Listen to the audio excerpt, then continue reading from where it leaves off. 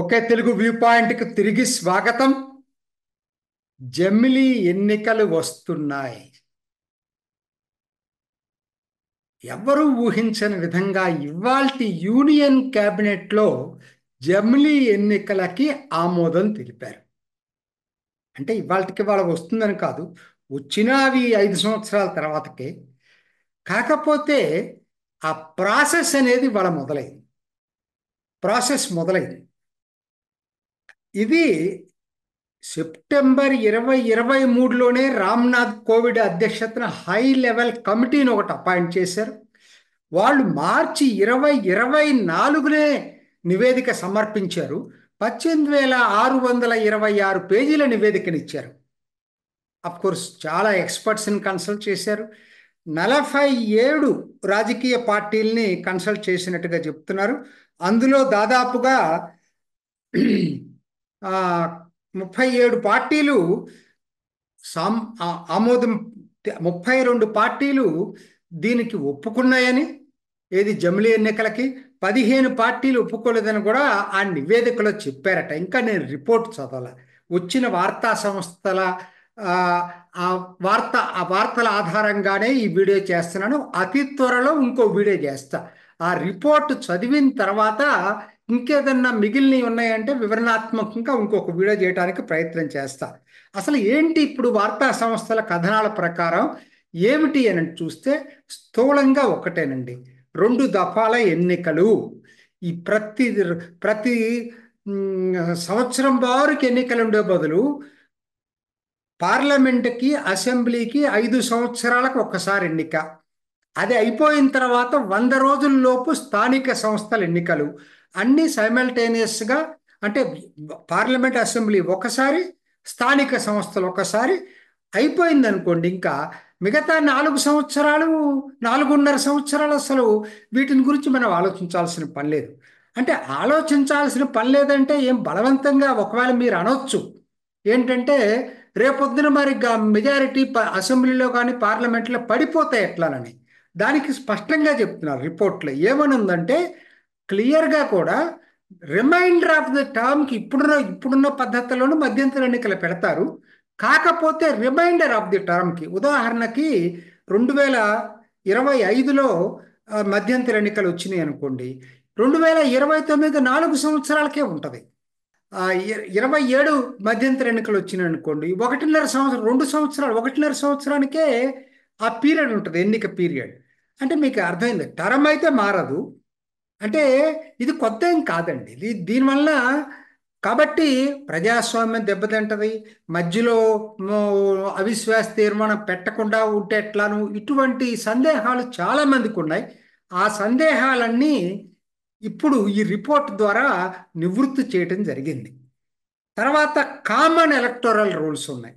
అంటే ఇది కూడా చాలా దేశాల్లో ఉంది. ఇది కూడా కరెక్ట్ అయిన పద్ధతి. ప్రతిసారి ఎలక్టోరల్ రివిజన్స్ ఏంటి, 5 సంవత్సరాలకు ఒకసారి మీరు ఏదైతే పార్లమెంట్కి వాడతారో అదే అసెంబ్లీకి వాడతారు, అదే స్థానిక సంస్థలకు వాడతారు. దీని కామన్ ఎలక్టోరల్ రూల్స్ ఉంటాయి. ఆ కమిటీ చెప్పిన సజెషన్స్ క్యాబినెట్ అప్రూవ్ చేసిన దాంట్లో దీనికి సుమారుగా 18 రాజ్యాంగ సవరణలు అవసరం అవుతాయట. 18 రాజ్యాంగ సవరణలు. ఎక్కువ భాగం ఏంటంటే పార్లమెంట్ అప్రూవ్ చేస్తే సరిపోతుంది. అసెంబ్లీలకు వెళ్తే అసెంబ్లీలు మళ్ళా మెజారిటీ రాష్ట్రాల అసెంబ్లీలు ఆమోదించాల్సినటువంటి సవరణలు అయితే కాదని చెప్తున్నారు. ఏదో 2-3 తప్పితేనే. ఇంకా పూర్తి వివరాలు తెలియాల్సింది ఉంది. అయితే ఏదో ఇమ్మీడియట్గా ఇప్పుడు ఇంప్లిమెంట్ చేస్తామని వాళ్ళు చెప్పట్లా. దీనిపై విస్తృత చర్చ జరుపుతామని చెప్తున్నారు. దేశవ్యాప్తంగా చర్చ జరుపుతాం. మాకున్నటువంటి అంచనా ప్రకారంగా దీనికి ప్రజానీకం విస్తృతంగా మద్దతు ఇస్తారని చెప్పి మోడీ ప్రభుత్వం భావిస్తూ ఉంది. కారణం ఏంటి? ముందుగా ఇది లాభమా నష్టమా ముందు మనం ఇప్పుడు టూకీగా వివరంగా తర్వాత చెప్తాను. టూకీగా ఒక్కసారి చెప్పుకుందామండి. నంబర్ 1, ఫస్ట్ ఇదేదో కొత్త ప్రయోగం అని అందరూ అనుకోవటం పొరపాటు. ఎందుకంటే ఇదేదో ఎక్స్పెరిమెంటు లేకపోతే ఫెడరల్ స్పిరిట్ దెబ్బతీసి మొట్టమొదటిసారి మోడీ తీసుకొస్తున్నాడు అనుకుంటే పొరపాటు. మీకు మొదటి 4 సాధారణ ఎన్నికలు పార్లమెంట్కి అసెంబ్లీకి కలిసే జరిగాయి. 51, 52, తర్వాత 55, 62, 67. ఈ 4 సాధారణ ఎన్నికలు కూడా పార్లమెంటుకు అసెంబ్లీకి కలిపి జమిలీ ఎన్నికలే జరిగినాయి. సో కాబట్టి ఇది కొత్తదేం కాదు. అక్కడ దాకా ఎందుకండి, నేను 2024 సాధారణ ఎన్నికల్లో పార్లమెంటుతో పాటు ఆంధ్రప్రదేశ్కి ఎన్నిక జరిగింది, తెలంగాణ కూడా జరుగుండేది. తెలంగాణ ముందస్తు ఎన్నికలకి వెళ్ళింది కాబట్టి 6 నెలలు జరగలేదు. ఆంధ్రప్రదేశ్, ఒడిస్సా, అరుణాచల్ ప్రదేశ్, సిక్కిం 4 రాష్ట్రాలకు సైమల్టేనియస్గా జరిగినాయి. సో కాబట్టి ఇది ఏదో కొత్త ప్రయోగం చేస్తున్నాడు మోడీ అనుకోవటానికి కాదు. మొదటి సాధారణ ఎన్నికలు రాజ్యాంగం ఆమోదించిన తర్వాత జరిగిన 4 దఫాల 20 సంవత్సరాలు ఈ ఎన్నికల ద్వారానే జరిగినాయి, జమిలీ ఎన్నికలే జరిగినాయి. కాబట్టి ఇది మొదటిసారి జరుపుతున్న ప్రయోగం అయితే కాదు. నంబర్ 1. ఇంకా సరే చూద్దాం, ప్రభుత్వం చెప్పే దాంట్లో సబబు ఉందా? ఒకటి, నంబర్ 1 ఖర్చు అండి. అంటే సుమారుగా 60,000 కోట్లు అయిందని ఒక అంచనా అండి. అంటే ప్రభుత్వం పెట్టే ఖర్చు, అభ్యర్థులు పెట్టే ఖర్చు, రకరకాల ఖర్చులు ఉంటాయండి దీంట్లో. సో 60,000 కోట్లు దేశానికి దీనికోసం ఎన్నికలకి పెట్టాలా? మనలాంటి ఆ, మ్, ఇప్పటికీ లో ఇన్కమ్, మిడిల్ ఇన్కమ్ గ్రూపు భారత్కి ఇంత డబ్బులు పెట్టి ఖర్చు పెట్టి ఎన్నికలు ఎప్పటికప్పుడు ఎన్నికలు పెట్టాల్సిన అవసరం ఉందా? ఒకేసారి 5 సంవత్సరాలకు ఒకసారి ఈ ఖర్చు అంటే అర్థం ఉంది. ఎప్పుడు జరుగుతూనే ఉంటే దానికి అర్థం లేదు. సో దాంట్లో కొంత హేతుబద్ధమైనటువంటి వాదన అది. దానికన్నా నాకు ముఖ్యమైన మిగతా 2 నాకు ఇంపార్టెంట్ అండి. ఒకటి, హ్యూమన్ రిసోర్సెస్, సిబ్బందిని ఎంతమందిని వాడుతున్నారు. టీచర్లు చదువులు మానేసేసి దీని మీద కాన్సన్ట్రేట్ చేయాల్సిన పరిస్థితి వస్తూ ఉంది. ప్రభుత్వ ఉద్యోగులు ఒకసారి తప్పదు, ఎప్పుడోసారి చేయాలి. 5 సంవత్సరాలకు ఒకసారి అంటే పర్వాలేదు, కానీ నిరంతరం జరుపుతూనే ఉంటారు ఇది. కాబట్టి అది కూడా చాలా ఇంపార్టెంట్ ఇష్యూ. అంతకన్నా ముఖ్యంగా ఎప్పుడు ఎన్నికలు ఉండటం వల్ల రాజకీయ పార్టీలు, ప్రభుత్వం కూడా అసలు అభివృద్ధిని మరిచేసి వచ్చేసి రాజకీయ స్టేట్మెంట్లు ఇవ్వటం ఎక్కువ జరుగుతుంది. దానివల్ల సమాజంలో విభజన బాగా పెరుగుతా ఉంది. యూనిఫైడ్ ఫోర్స్గా ఉండట్ల సమాజం, డివైడెడ్ ఫోర్స్గా తయారవుతా ఉంది. సో ఆ విధంగా చూసుకున్నా కూడా నా దృష్టిలో జమిలీ ఎన్నికలు అనేది చాలా మంచిది. ప్రజాస్వామ్యం ఎక్కడ ఖూని అవుతుందో చెప్పాలా మీకు. మధ్యలో కావాలంటే ఎన్నికలు, మధ్యంతర ఎన్నికలు పెడతారు. 1-2 తేడా, అప్పటికి ఇప్పటికి తేడా ఏంటంటే ఫిక్స్డ్ టెన్యూర్, అంతే తేడా. దాన్ని సాధ్యాసాధ్యాలు సాధ్యం కాదని అనుకున్న దానికి ఒక విధానం కనిపెట్టారు. రిమైండర్ ఆఫ్ టర్మ్కే ఎలక్షన్లు జరుపుతూ ఉంటున్నారు. దానివల్ల పెద్ద ఇదేం కాదు. తర్వాత ఫెడరల్ స్పిరిట్, ఇది చాలా మంచి చెప్పింది. ఇందాకనే నేను చెప్పాను, ఫస్ట్ 4 ఎలక్షన్స్లో ఫెడరల్ స్పిరిట్ ఏమైంది, నిన్న ఆంధ్ర ఒడిస్సాకు ఫెడరల్ స్పిరిట్ ఏమైంది. కాబట్టి దాంట్లో అర్థం లేదు. 4వది కరప్షను. ఎన్నికలు అంటేనే అవినీతి అండి. వాళ్ళు పాపులిస్ట్ పాలసీస్ పెట్టేసి ప్రజలకి లేనిపోని వాగ్దానాలు చేసి దాంతో ఎన్నికల్లో బ్లాక్ మనీ ఖర్చు పెట్టడం ఎక్కువ అవుతుంది. ఎంత తక్కువ ఉంటే అంత మంచిది. ఒకేసారి జరగటం వల్ల దానివల్ల కూడా తగ్గుతుంది. దానివల్ల ఇక దీనికి మీరు అనొచ్చు ఇది కొత్త ప్రయోగం కాదని చెప్పాను ఇందాకనే. రెండోది నేను ఇంకోటి కూడా చెప్తా, యుఎస్ఏలో పరిస్థితి ఏంటో చెప్తా. నేను అక్కడే ఎక్కువ కాలం ఉన్నాను కాబట్టి చెప్తున్నాను. యుఎస్ఏలో మీకు ఎగ్జాక్ట్గా ఇప్పుడు ఏదైతే రికమెండ్ చేశారో అదే ఉందండి. యుఎస్ఏలో ఫిక్స్డ్ టెన్యూర్ ఉంటుంది. మీకు యుఎస్ హౌస్ ఆఫ్ రిప్రజెంటేటివ్స్ అని ఉంది, తర్వాత సెనెట్ అని ఉంటుంది, ప్రెసిడెంట్ ఉంటుంది. దేనికి కూడా మధ్యంతర ఎన్నికలు జరగవండి. ఎప్పుడు జరగవు మధ్యంతర ఎన్నికలు. మధ్యలో ఎవరైనా చనిపోతే, అది ప్రెసిడెంట్కి అయితే అది కూడా జరగదు. ప్రెసిడెంట్ చనిపోతే వైస్ ప్రెసిడెంట్ అవుతాడు, అంతేగాని ఎన్నిక జరగదు. మిగతా వాటికి కూడా 2 సంవత్సరాలకు ఒకసారి యుఎస్ హౌస్ ఆఫ్ రిప్రజెంటేటివ్స్, ఇక మళ్ళాగానే రాజ్యసభ లాగానే సెనెట్కి 6 సంవత్సరాలకు ఒకసారి ఫిక్స్డ్ టెన్యూర్స్. ఎగ్జాక్ట్గా ఇవాళ ఏ నివేదిక ఇచ్చారో అదే అక్కడ ఉంది.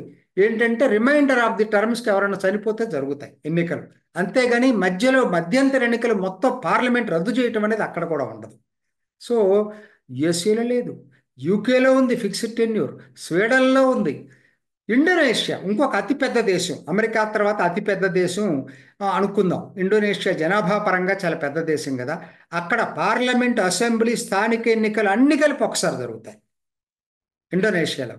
సౌత్ ఆఫ్రికా అక్కడ కూడా అదే జరుగుతాయి. సో ఎక్కడ ఇది కొత్తదనం అయితే కాదు, ఇది ఖచ్చితంగా అవకాశం. అక్కడ దాకా ఎందుకంటే ఇంకొక విషయం చెప్తాను మీకు, చాలా ఆశ్చర్యకర విషయం కాకపోవచ్చు, ఎందుకంటే గుర్తుండకపోవచ్చు, చెప్తే మీకు గుర్తుకొస్తుంది. రాజ్యసభకు ఎలా జరుగుతున్నాయండి ఎన్నికలు?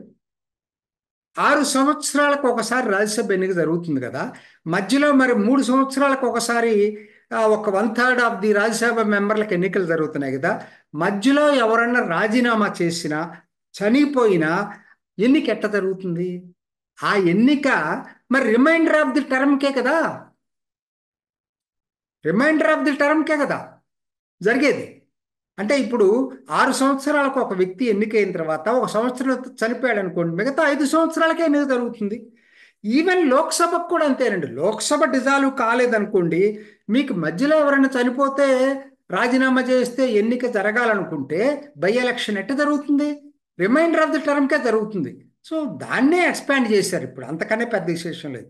అయితే వీటన్నిటికన్నా కూడా ముఖ్యమైన విషయం ఏంటంటే దీంట్లో ఎలా ఆమోదింప చేసుకుంటారు, ఎలా సాధ్యమవుతుంది? ఇది నాకైతే డౌట్గా ఉంది. ఎందుకంటే నేను చూశాను, ఇప్పుడు లోక్సభ వెబ్సైట్లోకి వెళ్ళి చూస్తే లోక్సభ మొత్తం 543 సీట్లండి. 2/3 రాజ్యాంగ సవరణ ఏది పాస్ కావాలన్నా 2/3 అప్రూవల్ కావాలా. అది స్టేట్స్కి వెళ్ళాలా లేదా, లేకపోయినా కూడా 2/3 కావాలా. మరి 2/3 అంటే 362 అండి. వీళ్ళకి ఎంత ఉంది ఎన్డీఏకి ఇప్పుడు? 293. లక్కీగా ఎన్డీఏలో డిఫరెన్సెస్ లేవు ఈ విషయంలో. జమిలీ ఎన్నికలకి ఎన్డీఏ పార్ట్నర్స్ అందరు మద్దతు ఇస్తున్నారు, అంతవరకు మనం సంతోషపడదాం. కానీ 293 పోతే ఇంకెన్ని రావాలంటే 69 సీట్లు కావాలండి. 69 పార్లమెంట్ సభ్యులు ఎక్కడి నుంచి వస్తారండి వీళ్ళకి? ఇది రాజ్యసభ చూసుకుందాం. 245 టోటల్ కెపాసిటీ, 9 వేకెన్సీస్ అనుకుంటే 234 అనుకుంటే 2/3 156. వీళ్ళకి ఎంత ఉన్నాయి? 121 ఉంది. అంటే ఇంకా 35 కావాలి రాజ్యసభ సభ్యులు. ఎక్కడి నుంచి సాధ్యం? ఈ పాస్ కావటం అనేది నాకైతే అర్థం కావట్లేదు. ఎట్లా పాస్ అవుతుంది ఇది? పాస్ అయ్యే అవకాశాలు చాలా తక్కువ కనపడుతున్నాయి నాకు. వాళ్ళు ఏమనుకుంటున్నారంటే జనంలో సపోర్ట్ ఉంది కాబట్టి రాజకీయ పార్టీలు ఆటోమేటిక్గా బెండ్ అవుతాయి అని అనుకుంటున్నారు. వీళ్ళు థిక్ స్కిన్డ్ రాజకీయ పార్టీలు, జనాన్ని సపోర్ట్ వాళ్ళకి ఇంకా ఇప్పుడు కాదు కదా, మళ్ళా 4.5 సంవత్సరాల తర్వాత కదా జనం దగ్గరికి వెళ్ళాల్సింది. ఎందుకు ఒప్పుకుంటారు? రాజకీయ పార్టీలకి రాజకీయ ప్రయోజనాలు కాదు ఇక్కడ, వాళ్ళ స్వార్థం వాళ్ళది. ఇప్పుడు దీన్ని బిల్ పాస్ చేయడానికి ఒప్పుకుంటారని నేనైతే అనుకోవట్లేదు. ఇదే అందరి మనసుల్లో ఉన్న సందేహం అండి, ఎలా పాస్ అవుతుంది. చివరగా ఒక్క మాట, ఒకవేళ పాస్ అయ్యే అవకాశం ఉన్నా ఎటువంటి పరిస్థితుల్లో ఏప్రిల్ మేలో పెట్టద్దండి. అంత తీవ్రమైన ఎండల్లో పెట్టే బదులు, అది కాక ఇంకొక పాయింట్ చెప్తాను. మధ్యప్రదేశ్, ఛత్తీస్గఢ్, రాజస్థాన్, మిజోరాం వీటన్నిటికీ ఎన్నిక ఎప్పుడు ఉంటాయి? నవంబర్ డిసెంబర్లో ఉంటాయి. అంటే మీకు నవంబర్ డిసెంబర్లో ఎన్నిక పెట్టి 3 నెలల కోసం ఎన్నిక పెడతారా? పెట్టరు కదా. సో దానికి ఏం చేయాలి మీరు? అసలు అవి ఓకే, అది కావాలంటే వాళ్ళతో కలిపి పెడతారా అనొచ్చు మీరు. కానీ మీరు ఏం చేయాలి దానికి? అసలు ఏప్రిల్ మేలో పెట్టొద్దండి. అంత ఎండల్లో క్యాంపెయిన్ చేయటం కూడా మంచిది కాదు. ఎన్నికల తేదీని కేంద్రంలో మరి మూడే అధికారంలో ఉన్నాడు కాబట్టి ఒక 6 నెలలు ముందుకు జరుపుకొని నవంబర్ డిసెంబర్కే జమిలీ ఎన్నికలు తీసుకురావటం అనేది అత్యుత్తమం. ఇది కూడా మీరు దృష్టిలో పెట్టుకోండి. వృద్ధులు పర్టికులర్గా మాలాంటి వాళ్ళు వచ్చి ఓటేయాలన్నా కూడా చాలా ఇబ్బందికరమైన పరిస్థితి. ఏప్రిల్ మే కన్నా కూడా నవంబర్ డిసెంబర్ అయితేనే ప్రజలకి చాలా హాయిగా ఎన్నిక జరిగే అవకాశం ఉంటుంది. ఇది ఈనాటి ఓకే తెలుగు వ్యూ పాయింట్. మరొక ఎపిసోడ్లో మళ్ళీ కలుసుకుందాం. నమస్తే. మీ అభిప్రాయాన్ని కూడా కామెంట్ బాక్స్లో తెలియజేస్తూ ఇలాంటి ఇంట్రెస్టింగ్ అప్డేట్స్ కోసం మా ఛానల్ని సబ్స్క్రైబ్ చేసుకోండి.